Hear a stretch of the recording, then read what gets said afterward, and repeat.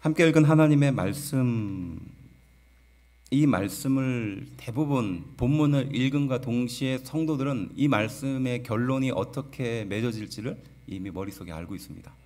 어린이 주일이니까 당연히 어린이에 관련된 이야기를 할 것이고, 어린이가 얼마나 소중하고 귀중한지, 불쌍하고 귀한지, 요즘 같은 시대에 어린이가 귀한 시대를 살아가잖아요. 앞으로 더 심해지지 않을까요?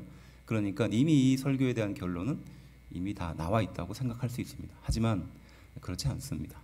제가 어린이 주일에 하는 설교의 주요한 포인트는 거기에 있지 않다는 걸 우리 성도들은 이미 다 눈치챘을 겁니다. 제가 놀이터를 갔는데 놀이터에 있는 아이들이 처음 만난 것 같아요. 서로 이야기를 막 해요. 그런데 그 아이들 말 중에 이 말이 귀에 꽂힙니다. 너 이름이 뭐야? 이거예요. 그리고 너 몇 살이야? 이러는 거예요. 뭐 당연한 겁니다. 그런데 가만히 생각해 보면 처음 보는 아이들인데 그 유치원에서든 아직은 놀이터에서든지 만나자마자 통성명을 하고 나이를 오픈하는 거예요. 서열 정리를 하는 거죠. 그런 걸 보면서 이게 참 우리는 그런 게 너무 익숙하지만 다른 사람의 시각에서 보면 이게 익숙한 건 아닐 수 있겠다라 생각을 하게 되는 겁니다. 그래서 월스트리트 저널에서도 한국 사람들을 관찰하고 이런 이야기를 썼습니다. 수세기 한국 사람들은 다른 나라들과 비교해서 나이를 부풀린다, 이런 제목을 가지고 글을 썼어요. 왜 그럴까요? 왜 나이를 부풀리려고 할까요? 그래서 세 가지 나이가 있잖아요. 연나이가 있죠. 태어난 나이. 그리고 만 나이가 있습니다. 그리고 또 어떤 나이 있습니까? 사회적인 나이라 그래서 빠른 뭐 이런 것까지 들어가게 되면 막 나이 족보가 막 섞여 버려요. 이런 일이 발생할 때마다 이걸 어떻게 해결해야 되나? 뭐 또래라고 생각했던 그 사람들이 어떻게 보면 동생일 수도 있고 형일 수도 있잖아요. 그렇게 보면 외국인들의 시각에서 보면 한 살이라도 많으면 한국에서는 연장자 대우를 받는다는 겁니다. 그래서 편하다는 거예요. 그 사람이 가지고 있는 능력과 지식이나 어떤 것보다는 그저 나이가 많으면 한국에서는 대우받는다는 그 말을 들을 때 한편으로는 우리가 좀 씁쓸한 상황에 놓여 있다고 생각하게 돼요. 저도 사역을 통해서 이제 사역자들과 같이 이제 교제를 하게 될 때가 있잖아요. 그러면 사역자들 중에서는 어떤 분들은 좀 늦게 신학을 해가지고 목사 안수를 좀 늦게 받으신 분도 있고요. 어떤 분들은 일찌감치 목사 안수를 받아서 그렇게 목사로서 사역을 오래 하신 분도 있습니다. 그래서 같이 사역을 하다 보면 항상 미묘한 것들이 생겨요. 미묘한 그 다툼이라고 할까요? 근데 그게 대부분 이 나이 때문인 것 같아요.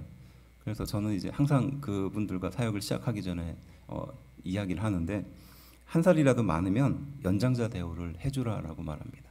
뭐 빠른이든 느린이든 뭐 학교를 늦게 갔는지 빨리 갔는지 이거는 중요한 게 아니고 한 살이라도 많으면 그냥 연장자 대우를 해주라고 말합니다. 하지만 하는 일은 다를 수가 있잖아요. 그러니까 하는 일에 따라서 존중을 해주라 이렇게 말합니다.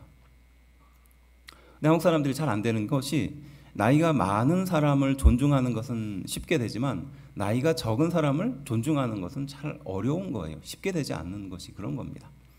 그것이 권위와 연결되면서부터 문제는 폭발하는 경우도 있어요. 그래서 우리가 한국교회에 한동안 담임 목사님을 좀 일찍 뽑을 때가 있었습니다. 지금은 그렇지 않아요. 예전에는 30대 중반이나 후반까지도 담임 목사님을 이렇게 새로운 세대 교체로 세웠어요. 근데 이분들이 담임 목사님으로 왔는데 기존에 있는 장로님들이나 권사님들 나이들이 아무래도 좀 많잖아요. 이런 것에 보이지 않는 갈등들이 많이 있었습니다. 요즘은 이제 40대 중반부터 좀 뽑는 것으로 좀 바뀌어가고 있습니다. 어쨌든 쉽지 않은 겁니다. 함께 읽은 본문은요, 어린이에 대한 예수님의 언급이 등장해요. 그리고 이것은 요한복음을 제외한 나머지 성경에도 똑같이 등장합니다.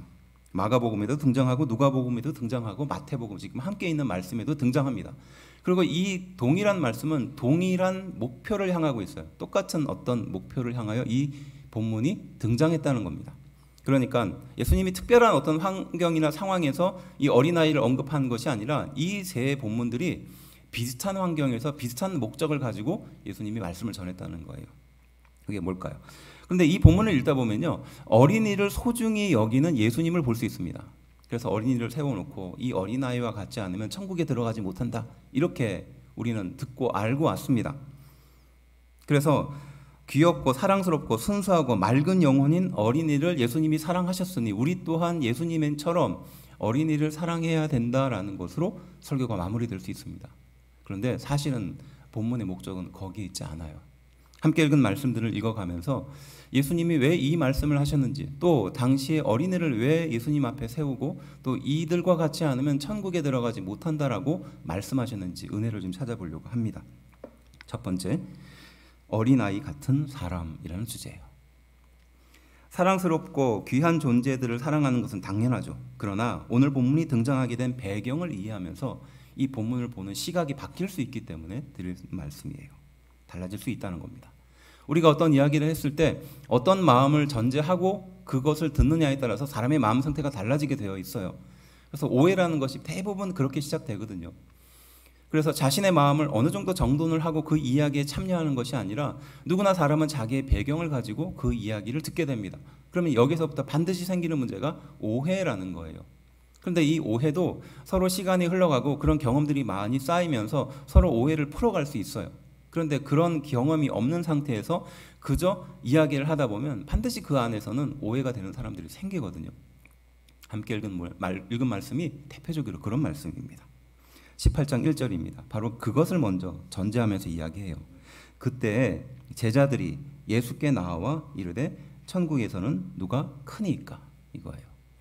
제자들이 예수님께 나아가서 천국에선 누가 대장입니까? 지금 묻는 것으로 시작하는 겁니다. 이게 이 어린 아이에 대한 내용을 이해하기 위한 좋은 재료예요. 이건 다른 본문에서 어떻게 표현하고 있느냐, 마가복음 9장 33절에서 34절이 그 이야기를 조금 더 구체적으로 하고 있는데요. 예수님이 제자들이 길에서 토론한 것에 대해서 물어보는 것으로 시작합니다. 그러니까 제자들이 길을 지나가면서 무엇인가 얘기를 했던 모양이에요. 그리고 예수님은 그것을 들었겠죠. 그리고 그 들은 이야기를 예수님께서 제자들에게 다시 되묻는 것으로부터 시작해요. 그래서 34절이 이제 그 예수님의 질문에 대한 제자들의 반응입니다. 이렇게 말합니다. 그들이 잠잠하니 이는 길에서 서로 누가 크냐 하고 쟁론하였음이라 라는 거예요. 어떤 일이 생겼던 겁니까? 그들이 잠잠했다는 겁니다. 왜 잠잠했을까요? 마음이 찔린 거예요. 어떤 주제로 대화를 했는지, 싸웠는지, 쟁론했는지 그들 스스로가 예수님의 그 이야기를 듣자마자 조용해지는 거예요. 그리고 그 내용은 무엇입니까? 서로 누가 큰지 쟁론했다. 뭡니까? 대단히 다투고 싸웠다라는 뜻을 담고 있는 거예요. 그저 우리가 일상적인 대화를 하거나 이런 수준이 아니라 그 길에서 막 이야기한 겁니다. 우리가 뭐 어떤 갈등이 생기거나 아이들이 말을 안 듣지 않으면 너 집에 가서 봐 막 이러잖아요. 그런데 큰 문제에 대해서는 뭐 그런 게 어디 있습니까? 그냥 마트든 어디든 막 혼내잖아요. 그럼 제자들은 지금 길을 가는 중에 이 일이 일어난 겁니다. 그리고 그것이 그 싸움이 그 대화가 커져서 쟁론하는 지경까지 이르게 된 겁니다. 누가 크냐라는 문제예요. 누가 더 대단한 인물인가? 누가 높은 위치에 서야 하는가? 누가 제자들 중에서 높은 위치에 서야 된다는 의미는요, 다른 뜻으로 보면 누가 낮은 자리에 서야 되는가를 지금 재고 있는 거예요. 그래서 그 싸움이 지나치게 커졌고 쟁론하는 지경까지 갔고 길을 지나가는 중에도 그 싸움을 그치지 못하고 있는 상태에서 시작했던 겁니다. 그리고 나서 이제 그 제자 중에 한 명이 오늘 읽은 본문처럼 예수님께 찾아가서 천국에서는 누가 큽니까? 라고 묻는 거였던 거예요. 어린이를 사랑하시는 그 예수님의 마음을 보여주기 위해서 어린이를 데리고 온 게 아니라 서로를 시기하고 비교하고 싸우고 질투하고 있는 제자들에게 예수님은 바로 따끔한 일침을 보여주기 위해서 그 아이를 세운 거였던 거예요. 당시 어린이는요, 미성숙하고 온전하지 못한 상태라고 사람들은 생각했어요. 그래서 숫자에도 포함하지 않았죠. 그리고 무시와 무능의 대상이었습니다. 왜냐하면 완벽하지 않으니까, 성인과 같이 인격이 형성되지 않았으니까, 그리고 숫자에 포함되지 않을 만큼 무시해도 될 만한 그런 사람들이었으니까. 생각해보면 우리나라도요, 1923년 전에는요, 어린이에 대한 어떤 존중이나 이런 것들이 거의 전무하다시피 해도 틀리지 않은 말입니다. 외국 같은 경우에도요, 1856년에 이게 6월 둘째 주의 꽃의 날이라고 감리교에서 처음 이 어린이날을 만든 거거든요. 그러니까 1856년 그 전에는요, 어린이에 대한 기본적인 인권이나 어린이에 대한 어떤 그런 생각 자체가 거의 전무했습니다.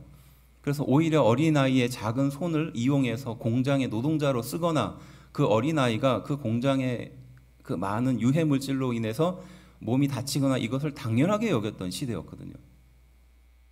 그럴 때 이 어린이에 대한 존중은 우리가 생각하는 것만큼 그렇게 오래되지 않았다는 것을 좀 기억할 필요가 있어요. 예수님은 그 어린아이를 그 사람들 앞에 세우면서 어린이를 통해서 배워야 한다라고 말하는 것입니다. 그렇다면 어린이의 무엇을 배우라고 예수님은 이렇게 세우고 말씀하셨을까요? 함께 읽은 말씀 3절은 먼저 그것을 이야기합니다. 함께 읽어볼까요? 3절 말씀입니다. 시작. 이르시되 진실로 너희에게 이르노니 너희가 돌이켜 어린아이들과 같이 되지 아니하면 결단코 천국에 들어가지 못하리라 라고 말합니다. 아멘. 예수님께서 바로 그 어린아이를 세워서 이 어린아이와 같은 마음의 상태를 배워야 한다라고 말하면서 무엇을 첫 번째 말씀하시는가? 돌이켜서 어린아이와 같은 상태가 되어야 한다는 겁니다. 이 돌이킨다라는 말이 굉장히 중요한 말이에요. 어린이는요, 잘 돌이키는 사람이기 때문에 그렇습니다. 놀이터에 보면은 금방 알 수 있어요. 막 방금까지 와가지고 막 싸우고 울고 막 그랬던 아이들이 한 10분 정도 지나면 어떻죠? 언제 그랬냐는 듯이 친하게 지내고 있어요. 그리고 잘 가, 다음에 보자 이러고 가요. 그걸 보면서 우리는 어떤 생각을 합니까? 참 쟤네들은 참 어린이다 이런 생각하죠. 예수님은 바로 그것을 말하는 겁니다. 돌이켜서 어린아이와 같은 상태가 되지 않으면 안 된다라는 것을 강조하는 겁니다. 새로운 것을 받아들이고 흡수하는 힘이 어린아이에게는 강하기 때문에 우리는 그 어린아이의 힘을 보면서 말할 수 있는 것이죠. 그에 비해서 성인은 어떻습니까? 돌이키는 것이 쉽지가 않아요. 안 그렇습니까? 돌이키는 것이 쉽지가 않습니다. 근데 이 돌이키지 못하는 상태는 어떤 상태인가? 용서하지 못하는 상태를 말하는 겁니다. 그리고 다른 의미로 보면 묶여있는 상태라는 거예요. 그리고 성경에서 표현하는 말로 비유해 보면 원통함을 풀지 못하는 상태를 말하는 것이에요. 예수님은 또 말씀하셨죠. 분노를 해가 지기 전까지 가지고 있지 말라라고 말하고 있습니다. 근데 그게 잘 안 됩니다. 왜 안 될까요? 어린아이와 같이 돌이키는 것이 잘 안 되기 때문에 그렇습니다. 용서하지 못하는 상태를 그대로 가지고 있다 보면요, 그게 우리의 영혼을 잠식합니다. 그리고 우리를 묶어두게 만들어요. 자유롭지 못한 상태로 만듭니다. 그래서 모든 것을 듣는 것이 바로 그렇게 오해하기 딱 좋게끔 듣게 되거든요. 지금 제자들이 얼마나 많이 싸웠겠어요. 그 공생의 3년 내내 얼마나 이 누가 더 높은가에 대해서 다투고 상처를 주고 그렇겠습니까? 배경도 다르고 환경도 다르고, 어떤 사람들끼리는 가족끼리 묶여있기도 했지 않습니까? 그 3년 동안 제자들이 그렇게 상처를 주고받으면서 돌이키지 못하는 상태에 있었던 거예요. 예수님은 바로 어린이를 세우면서 이 어린아이처럼 돌이키는 사람이 되라라고 말하고 있다는 것입니다. 이거 보니까요, 오랜만에 제가 사역했던 교회를 가보면 그 당시에 막 다투고 싸웠던 그런 분들이 있어요. 사역의 대부분은 참 그런 오해를 풀어주는 데 많은 시간을 쓰게 되거든요. 그 양쪽에 서로 오해가 되지 않게끔 풀어줍니다. 그리고 좀 이렇게 상처들이 잘 아물러 가요. 그리고 되게 오랜만에 10년 만에 20년 만에 거길 가잖아요. 그러면 그 문제가 좀 깨끗하게 해결해야 되는데 아직도 남아 있어요. 그 감정의 상태나 상처나 이런 것들이 남아 있습니다. 제자들도 아마 같은 상황이지 않았을까요? 그 3년이라는 시간 동안 같은 공동체에 묶여 있으면서 얼마나 많은 상처들을 주고 받았겠어요? 그 잘남과 그것들을 막 드러내면서 그렇지 않겠습니까? 그런데 예수님의 말씀 앞에 자신을 돌이키는 것에는 그렇게 익숙하지 않은 겁니다. 성인이 갖고 있는 특징이죠. 두 번째는 또 무엇이라고 말씀하시느냐? 4절 말씀입니다. 함께 읽어볼까요? 시작. 그러므로 누구든지 이 어린 아이와 같이 자기를 낮추는 사람이 천국에서 큰 자니라. 아멘. 예수님이 말씀하시는 그 어린아이의 특징을 두 번째로 이야기하시면서 자기를 낮추는 사람이라고 말합니다. 근데 이 말씀에 좀 어폐가 있어요. 왜냐하면 여러분들 어린이가 자기를 낮춥니까? 겸손한가요? 잘 생각해 보십시오. 여러분들의 자녀가 겸손한가요? 겸손하지 않잖아요. 막 자기를 드러내려고 하고 막 그러잖아요. 그런데 어린 아이와 같이 자기를 낮춘다는 것은 무엇을 말하는 걸까요? 그리고 어린아이처럼 겸손하게 자신을 낮춰야 한다는 것이 무슨 뜻일까요? 이것은 반대의 의미를 보면 조금 더 명확해집니다. 사람은, 또 성인은, 어린아이가 아닌 반대편에 서 있는 우리는 자기를 높이는데 굉장히 많은 에너지를 쓴다는 거예요. 이게 핵심인 거예요. 그런데 어린아이들은 자기를 높이는데 많은 에너지를 쓰지 않는다는 것이에요. 자기를 높이기 위한 여러 가지 방법들이 있어요. 그런데 대부분 어려운 방법은 있고 쉬운 방법이 있습니다. 근데 쉬운 방법을 대부분 택하거든요. 그게 뭐냐? 상대방을 낮추면 됩니다. 상대방의 결점을, 약점을 지적하면 돼요. 그러면 자기가 자연스럽게 높아져요. 근데 어려운 방법은 뭡니까? 상대방을 높여주면 되거든요. 상대방을 높여주면 되는데 그걸 하기가 쉽지가 않아요. 못 받아들이는 거죠. 자기를 높이려는 사람의 마음이 우리를 꼭 쥐고 있기 때문에 드러나는 문제들입니다. 무시당하지 않으려는 마음이 강할수록 결국 그것은 자기를 높이려는 마음을 드러내는 것과 다르지 않다라는 말과 같은 거예요. 이렇게 주변에 보면 유달리 자존심이 강하고 유달리 사람들로부터 무시를 당하지 않으려고 하는 사람들이 있어요. 근데 그 사람들의 마음의 상태를 이렇게 살펴보고 있다 보면 느낀 것이 있습니다. 무엇일까요? 자기를 높이려는 마음이 있던 거예요. 아직 버리지 못하는 겁니다. 그리고 누군가 자기를 요만큼만 무시하면 참을 수 없는 분노에 휩싸이는 거예요. 자존감이라고 말할 수 있죠. 또 자신감 혹은 자존심이라고도 말할 수 있습니다. 하지만 자기를 존중하는 마음과 자기를 학대하고 자기를 연민하는 마음은 다른 거예요. 대부분 성인들은 자기를 높이기 위해서, 자기가 인정받기 위해서 굉장히 노력한다는 겁니다. 하지만 반면에 어린아이들은 그렇지 않다는 것에 중요한 포인트가 있다는 거예요. 자기를 높이기 위해서 상대방의 단점을 부각시키려는 우리의 마음의 상태를 예수님은 지적한 것이죠. 제자들이 바로 서로에 대한 그런 묘한 줄다리기를 하고 있을 때 그 제자들의 마음의 상태가 자기를 높이려는 곳으로 향하고 있다는 것을 누구보다도 예수님이 잘 알고 계셨던 겁니다.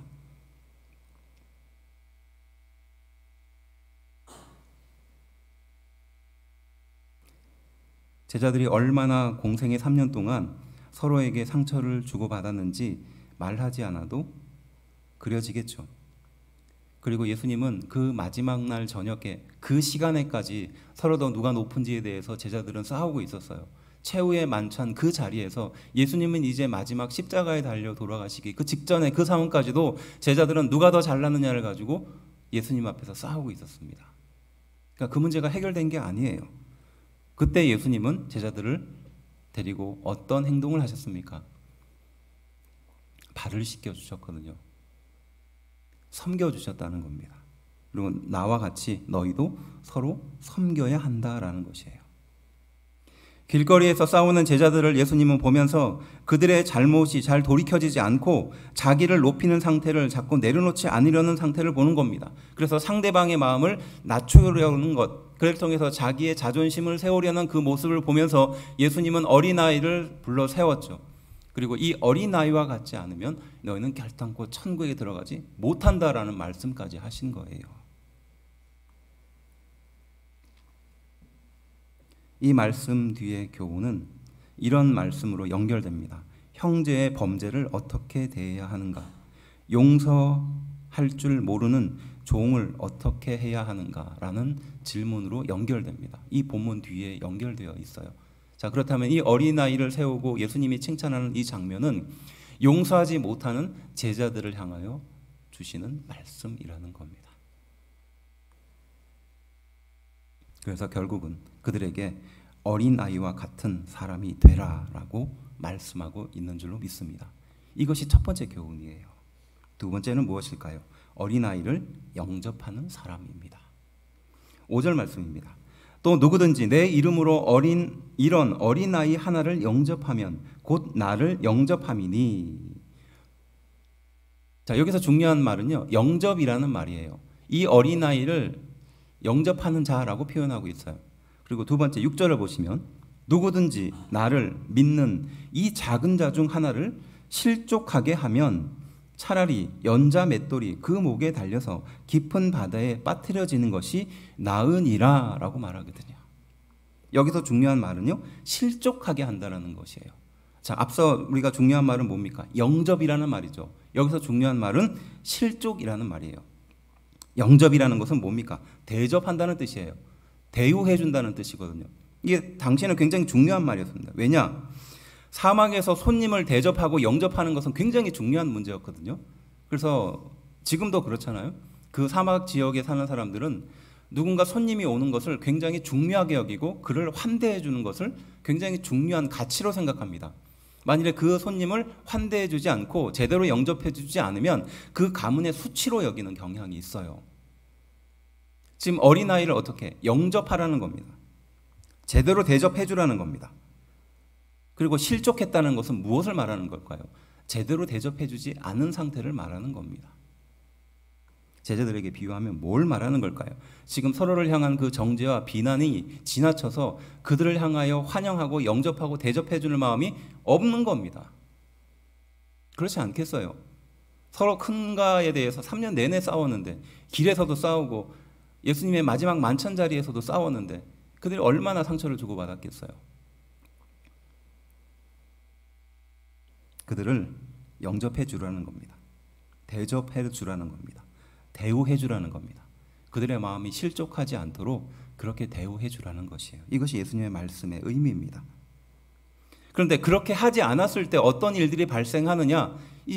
함께 읽은 말씀 8절과 9절이 그것을 교훈하고 있는 겁니다. 저는 처음에 이 어린아이의 본문을 읽으면서 왜 예수님이 어린아이에 대해서 칭찬하고 나서 갑자기 손발이 잘려지는 그 이야기를 하실까? 처음에 굉장히 의문이었어요. 그런데 앞서 말한 것처럼 제자들이 지금 잔뜩 싸우고 있는 상태에서 예수님이 주시는 말씀이라는 것을 통해서 보니까 이게 이런 의미였구나라는 것을 그때서야 깨닫게 되는 겁니다. 8절과 9절 말씀인데요. 제가 읽어드릴게요. 만일 내 손이나 내 발이 너를 범죄하게 하거든 찍어내버리라. 장애인이나 다리 저는 자로 영생에 들어가는 것이 두 손과 두 발을 가지고 영원한 불에 던져지는 것보다 나으니라. 만일 내 눈이 너를 범죄하게 하거든 빼어내버리라. 한 눈으로 영생에 들어가는 것이 두 눈을 가지고 지옥불에 던져지는 것보다 나으니라. 이렇게 말해요. 자, 이 말이 굉장히 센 말이잖아요. 강한 말씀이거든요.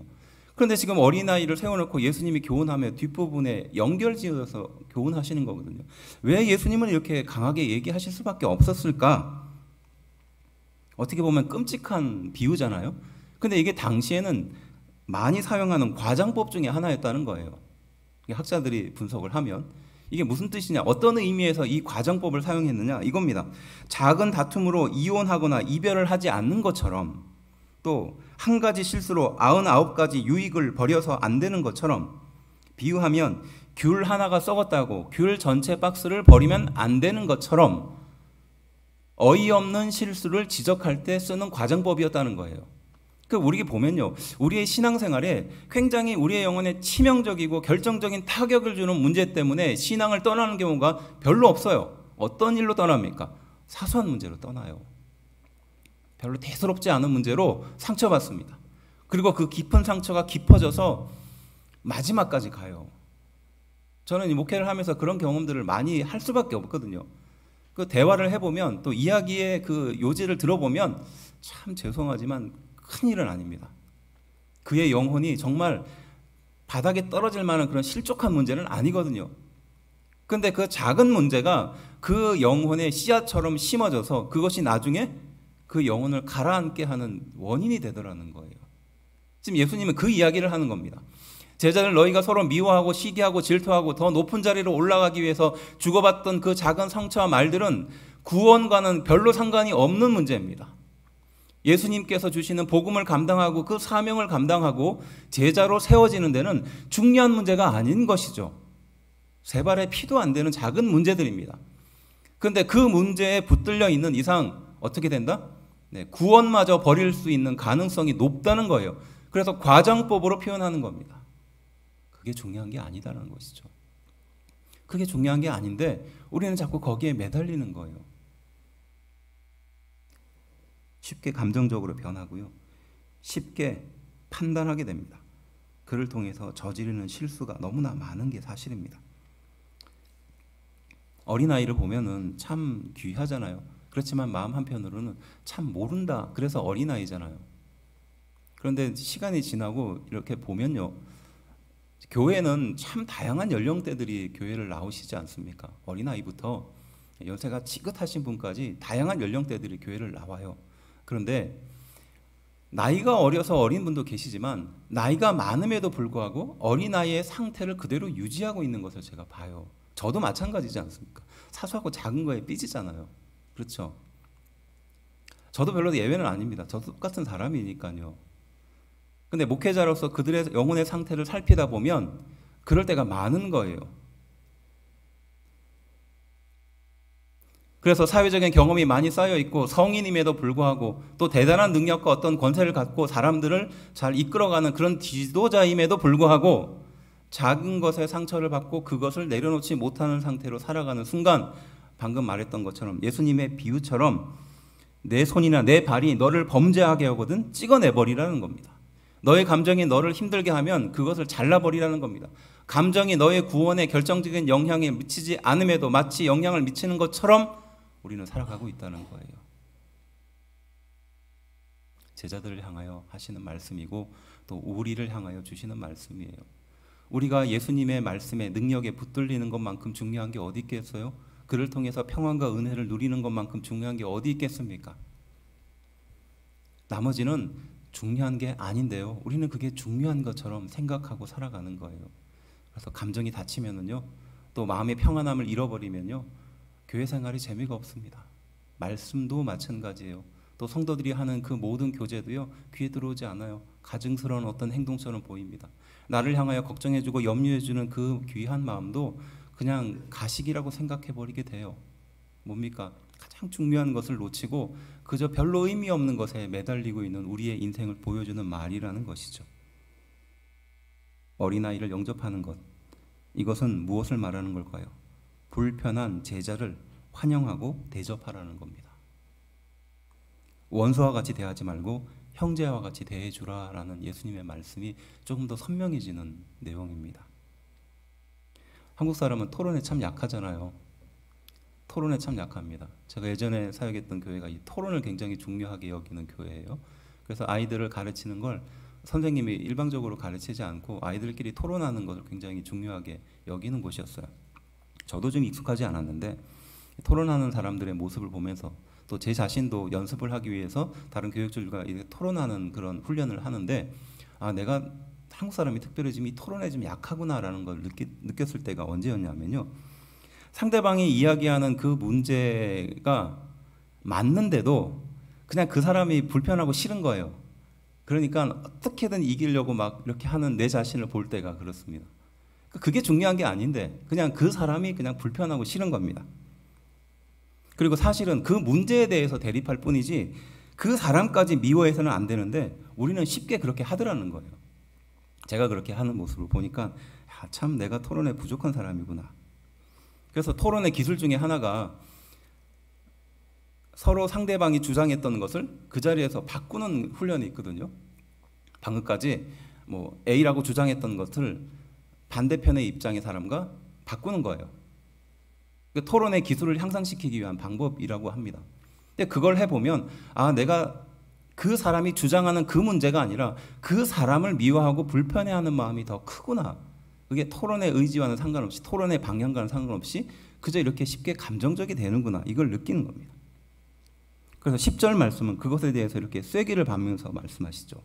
삼가 이 작은 자 중에 하나라도 업신여기지 말라. 너희에게 말하노니 그들의 천사들이 하늘에 계신 내 아버지의 얼굴을 항상 배옵느니라. 이 작은 자 중에 한 사람이라도 무시하지 말라는 겁니다. 어린아이를 귀하게 여겨라 라는 메시지로 본다면 그냥 어린아이는 소중하구나 라고 끝나지만 이 작은 자 중에 하나도 무시하지 말라는 겁니다. 왜냐? 그 사람이 하나님을 바라보고 있기 때문이라는 거죠. 그러면 이건 하물며 제자들에게 어떻게 들리는 말이죠? 지금 너희가 서로 잘났다고 서로 높은 위치에 올라가려고 또 자존심 상하지 않으려고 그렇게 발버둥 치면서 견제하고 싸웠던 그것들, 그 사람도 한 사람의 영혼이라는 겁니다. 그 사람도 하나님을 만나는 사람이라는 거예요. 세 번째는 한 영혼 어린 아이라는 말씀입니다. 12절부터 13절까지 말씀인데요. 함께 한 목소리로 좀 읽어볼까요? 읽어봅시다. 시작. 너희 생각에는 어떠하냐? 만일 어떤 사람이 양 100마리가 있는데 그 중에 하나가 길을 잃었으면 그 99마리를 산에 두고 가서 길 잃은 양을 찾지 않겠느냐? 진실로 너희에게 이르노니 만일 찾으면 길을 잃지 아니한 99마리보다 이것을 더 기뻐하리라. 아멘. 저는 이 말씀을 읽으면서 참 마음에 찔림을 받습니다. 제가 그러한 사역자인지 좀 돌아보게 되는 말씀이에요. 늘 그래요. 99마리의 양을 지키는 것이 훨씬 효율적이죠. 한 마리 잃어버리면 어쩔 수 없잖아요. 그래서 99마리만큼이라도 좀 지키려는 마음이 사람은 생기죠. 효율성입니다. 당시의 종교 지도자들도 아마 그랬을 겁니다. 그래서 99마리를 지키는 것이 훨씬 효율적으로도 중요하고 그들의 영혼이 다른 곳으로 빠지지 않는 것이 더 중요하겠죠. 그런데 여기에 포인트는 거기 있는 것이 아니라 잃어버린 한 사람의 영혼을 보고 있는 거거든요. 그래서 그 한 사람의 영혼을 회복하면 그 99마리를 통해서 얻는 그것보다 훨씬 더 큰 기쁨이 있다는 것을 예수님이 강조하고 있는 거예요. 지금 네가 미워하고 있는 그 사람을 용서하면 그 용서하는 마음을 통해서 주시는 은혜가 그 99마리보다 훨씬 더 크다는 것을 지금 우리에게 설명하고 있는 장면인 줄로 믿습니다. 소중하지 않는 영혼이 없다는 거죠. 하나님 앞에서는 어떠한 영혼이든 소중하다는 것이에요. 믿으십니까? 네. 하나님은 우리를 그렇게 소중하게 한 사람 한 사람으로 바라보고 계시는 거예요. 그 제자들 12명이 서로를 향하여 싸우고 정죄하고 있을 때 예수님은 그 제자들 하나하나의 이야기를 듣기보다는 그들의 영혼의 상태를 보고 있었던 거죠. 그리고 그들 한 영혼 한 영혼이 소중하다라고 말하는 것입니다. 누가복음 17장 1절부터 2절 말씀은요, 앞서 말했던 연자맷돌에 대한 비유가 등장해요. 이게 똑같이 어린아이에 대한 비유에 예수님이 말씀하시는 덧붙이는 말이거든요. 근데 이 연자맷돌의 비유 중에 좀 의미 있게 지켜봐야 될 구절이 뭐냐 하면요, 우리는 대부분 연자맷돌의 그 대상이 되는 사람을 생각합니다. 그러니까 피해자의 입장에서 이 글을 읽거든요. 근데 우리가 가해자가 될 수 있다는 것을 전제로 이 글을 읽을 필요가 있는 겁니다. 보시면 이렇게 말합니다. 예수께서 제자들에게 이르시되 실족하게 하는 것이 없을 수는 없으나, 그러니까 어떤 상황에서든 실족하게 할 수 있는 상황은 발생한다는 겁니다. 하지만 그렇게 하게 하는 자에게는 화가 있도다. 뭘 말하는 거죠? 실족하게 하는 자에게 화가 있다는 겁니다. 그가 이 작은 자 중에 하나를 실족하게 할진대 차라리 연자맷돌이 그목에 매여 바다에 던져지는 것이 나으니라 라고 말하는 거예요. 무엇을 강조하려고 하는 것일까요? 형제를 용서하지 못하는 자, 누가 더 크냐를 가지고 희생양을 찾던 그 제자들을 향하여 주는 말씀이죠. 우리는 항상 피해자의 입장에서 모든 것을 이해하려는 경향이 있어요. 그래서 내가 억울한 일을 당하면요, 이 억울함을 풀기 위한 대상을 찾게끔 되어 있어요. 그런데 그런 사람들 속에 내가 가해자가 될 수도 있다는 전제는 잘 하지 않거든요. 내가 누군가에게 상처를 줄 수도 있다는 생각은 별로 하지 않습니다. 나는 항상 피해자야, 나는 항상 그런 사람이야 라고 생각하죠. 하지만 그 사람의 말과 상태도 누군가에게 가해자가 될 수 있다는 겁니다. 제자들 사이에 이런 싸움과 다툼이 일어날 때 분명히 어떤 사람은 말하겠죠. 베드로가 과격하게 말을 해서 그래, 또 누가 저렇게 행동해서 그래, 잘난 척했기 때문에라고 말하는 겁니다. 하지만 실족하게 한 일이 발생하지 않을 수는 없으나 실족하게 하는 원인이 되지 않도록 주의하라는 겁니다. 그래서 14절은 이렇게 결론을 짓는 겁니다. 이와 같이 이 작은 자 중에 하나라도 잃는 것은 하늘에 계신 너희 아버지의 뜻이 아니다라는 거예요. 믿으십니까? 이 작은 자 중에 하나라는 것을 좀 관심 있게 지켜보십시오. 한 영혼이 소중하다는 겁니다. 한 영혼의 무게는 다르지 않다는 겁니다. 무시하는 그 사람도 어떻게 보면 한 사람의 영혼이에요. 상처를 주고받는 그 사람도 하나님 보시기에는 한 영혼이라는 겁니다. 영혼의 소중함으로 상대방을 지켜보고 살펴보지 않으면 우리는 끊임없이 피해자가 되고 마는 것이에요. 때로는 내가 가해자임에도 불구하고 자신은 피해자다라고 오해하게 되는 경우가 그런 것이죠. 사람을 말과 행동으로 판단하지 말고 그의 영혼으로 판단하라라는 말이 있는 것처럼 우리는 서로에 대한 마음이 그렇게 향해야 된다는 것을 알 수 있는 장면입니다. 정리하면 무엇입니까? 어린아이 같은 사람이 되어야 한다는 거죠. 이 어린아이와 같은 사람은 돌이키는 사람이에요. 그리고 자기를 낮추는 사람이죠. 또 어떤 사람입니까?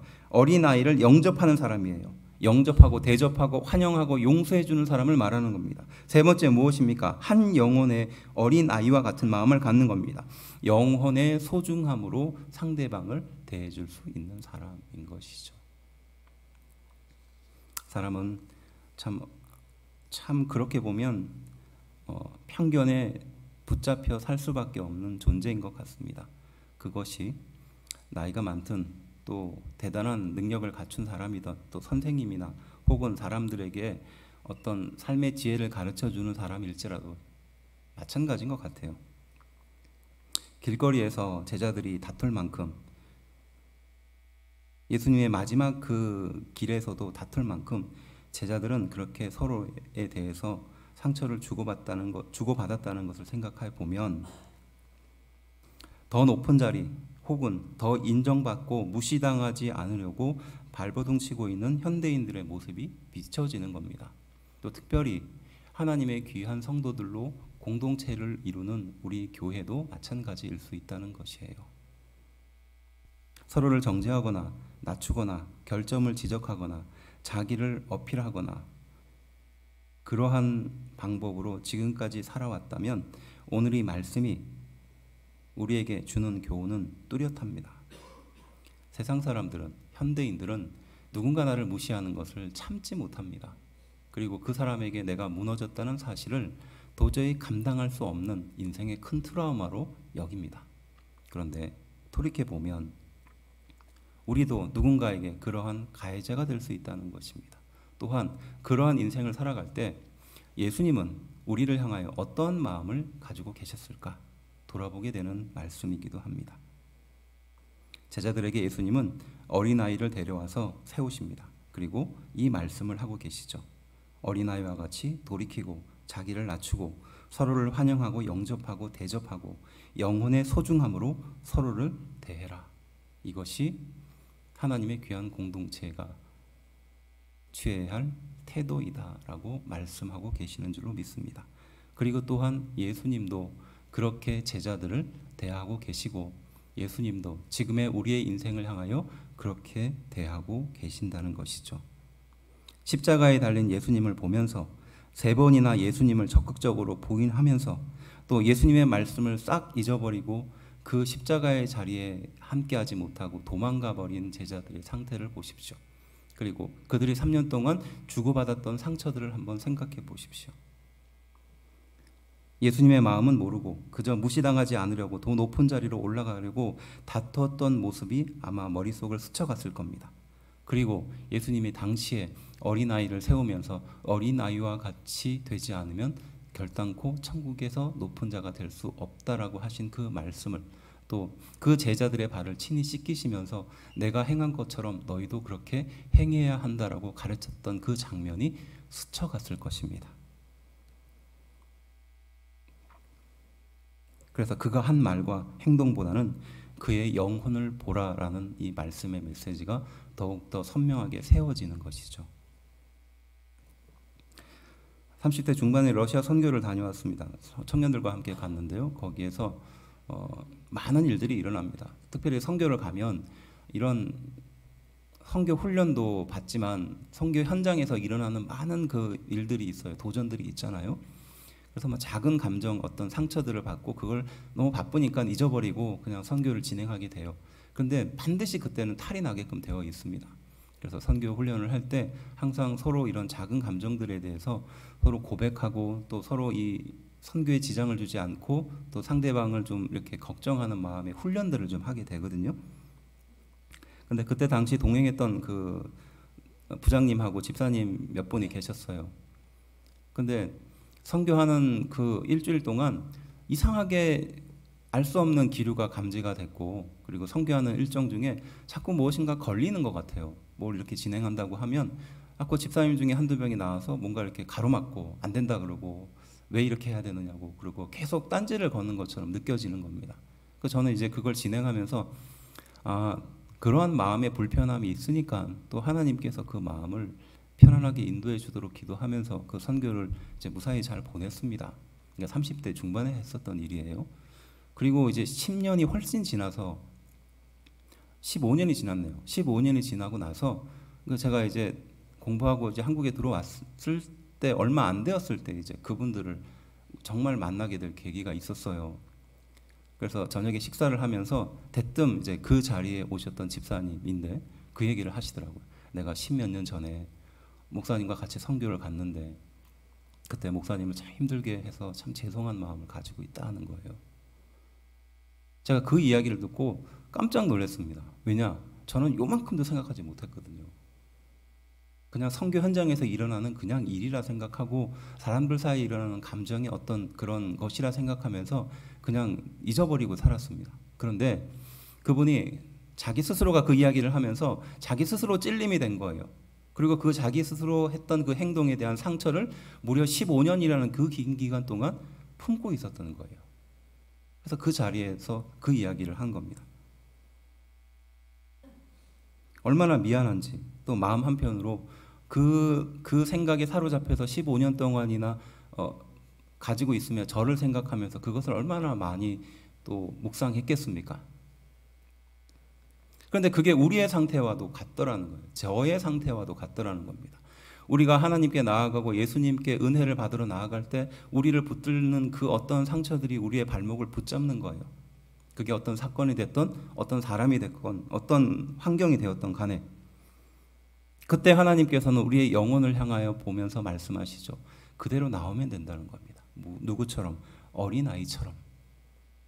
그러면 그를 통해서 하나님께서 은혜를 베푸시고 우리의 모든 문제를 풀어주시고 그 앙금과 문제들을 깨끗하게 해결해 주신다라고 우리에게 여전히 말씀하고 계시는 줄로 믿습니다. 우리가 못할 뿐이지 우리 하나님은 이미 그것을 하셨다는 것이에요. 예수님은 바로 그것을 이 세상에 해결하기 위해서 오신 줄로 믿습니다.